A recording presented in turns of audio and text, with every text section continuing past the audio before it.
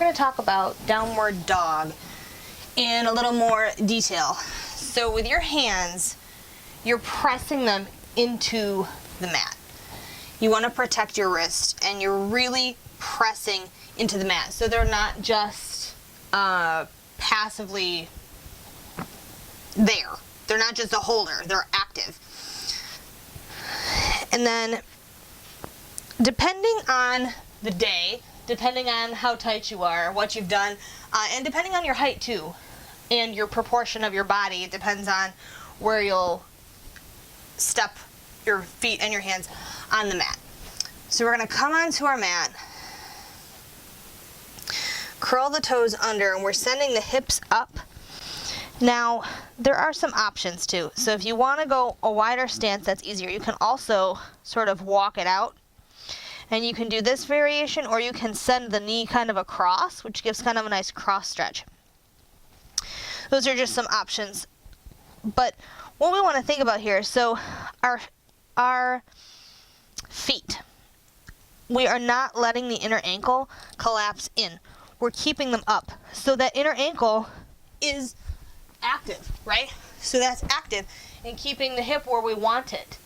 You're keeping the hip bone in the socket, the ball and socket joint. You don't want to pop it out. You want to keep it in. So you're using those adductor muscles to help that happen. The other thing is we are engaging the front of the body, right? We're engaging the quads. We're engaging the shin, the quad.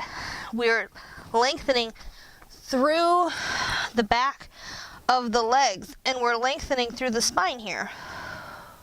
So we're opening up. I have to come down so I can point or I'll fall over. We're lengthening all of this. So we want to be, it's a full body pose. It's not one that's more upper or lower. It's everything. So when we are, I'm going to see, I might be able to see it better from this way. If we are, our hands are this way, I want to talk about the upper body. Your elbows, you want the eyes of your elbows, or these creases, pointing forward, because what that does, it rotates the humerus out and it pushes the shoulders open, which we want. We don't want to be in downward dog like that. You're crunching everything up.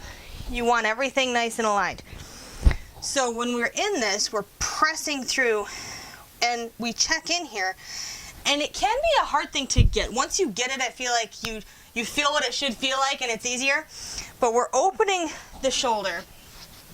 And what that's going to do then is it's going to press the scapula or the shoulder blade.